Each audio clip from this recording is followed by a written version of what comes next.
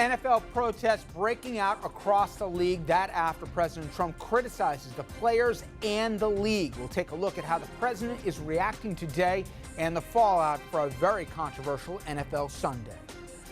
We also look at where we go from here and where this all could lead. Also, sentencing day for Anthony Weiner, the former Democratic congressman from New York.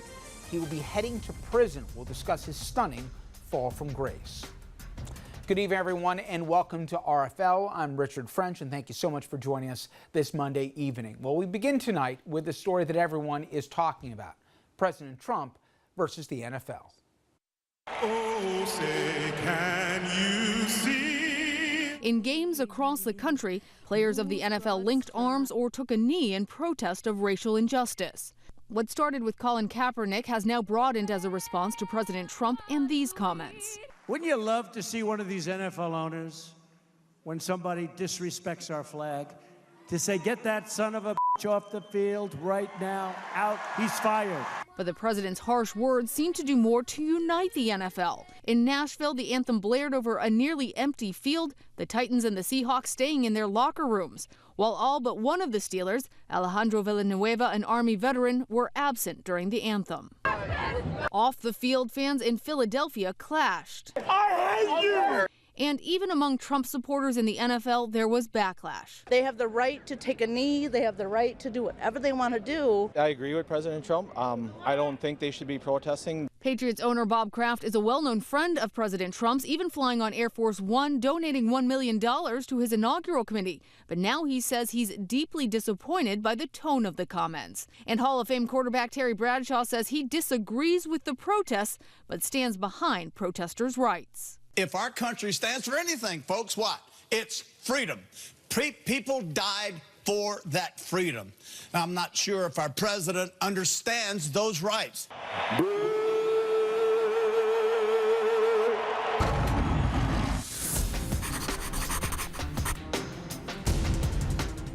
You know, you just heard from Terry Bradshaw, and it turns out, actually, when it is convenient for a president, he actually does understand the First Amendment. Kind of. This was our commander-in-chief earlier this year. Quote, of course, this via Twitter, "Peaceful protests are a hallmark of our democracy. Even if I don't always agree, I recognize the rights of people to express their views." That again, the president in January. Apparently, that was then, and this is now. Also, apparently, Mr. Trump has had a change of heart about a president weighing in on such things like pro football, given all the other priorities for the occupant of the Oval Office. Again, our president's own words here, this a couple years ago.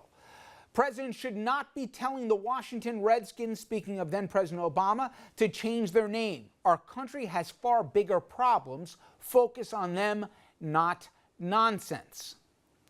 Listen, I could spend all hour here pointing out the hypocrisies of our president, but who at home really would be surprised? I could also point out a pattern that my friend Dominic Carter has been saying for more than a year that I'm starting to subscribe to. Whenever Trump goes ballistic, it's never really about that subject, but an intention to distract from other embarrassing news. In this case, Trump trying to change the subject from another likely healthcare debacle this week and a likely humiliating political defeat in Alabama, where he campaigned and where he said those remarks on Friday evening.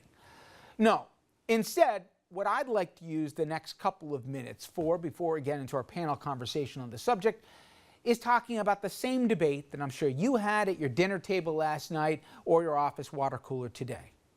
You know, a year ago, I had a problem with Colin Kaepernick, the San Francisco then quarterback, who decided to take a knee. I didn't have an issue with his right to protest, but more the where and the how of it. I still believe we ought to stand for the anthem. But when our president went into the heart of Dixie on Friday evening and doubled down on the tone and tone deafness of Charlottesville, his divisiveness actually united a previously skeptical chunk of this country that maybe this is about more than athletes and the anthem. This morning, when I dropped my kids off at school, I was struck by a couple questions from the back seat. The little one, he asked, what would happen to the president for calling players SOBs, since If he had said the same thing in school, he'd be sitting in detention. Middle one, she asked if Trump understood the First Amendment and it allowed all of us, including the players, the freedom of speech. And if he did, was he going to try and take away that right in this country? And then finally, my oldest, teenage daughter, who usually barely even acknowledges me in the morning, she seriously asked me, how bad could this thing get?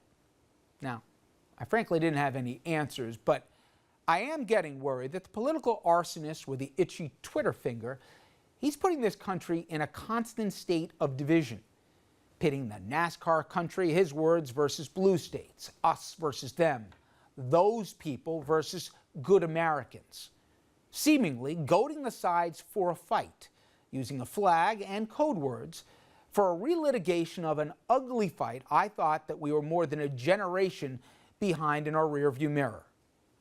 Professional athletes are in good company when it comes to being attacked by this president.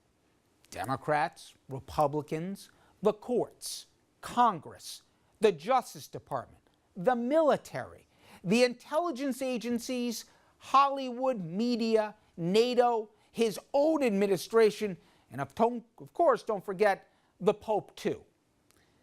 If we give Donald Trump the benefit of the doubt that the optics of Virginia and again this weekend don't show a racial animus, it's clear then that he's playing to a dwindling base to try and change a subject. The problem is, his job isn't to pander for cheap applause lines, but it's supposed to be to unite the country. Now, more than being an abject failure at that, he is widening the divide in America. And for a guy who claims to crave patriotism, he doesn't seem to know the very meaning of the word. Well, that is my take on it. And when we come back, I'm going to bring in a couple very interesting panelists to talk about not just where we are as a country right now, but also where we could be heading.